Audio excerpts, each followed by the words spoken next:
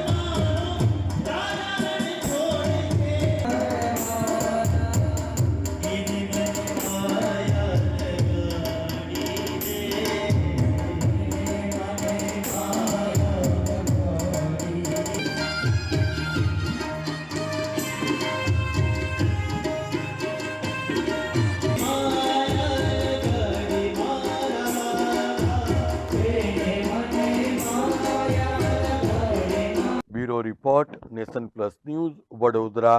સમાચારોના સતત અપડેટ મેળવવા માટે અમારી નેશન પ્લસ ન્યૂઝની યુટ્યુબ ચેનલને સબસ્ક્રાઇબ કરો, બેલ આઇકન દબાવો અને જોડાયેલા રહો ફેસબુક, ઇન્સ્ટાગ્રામ અને ટ્વિટર પર.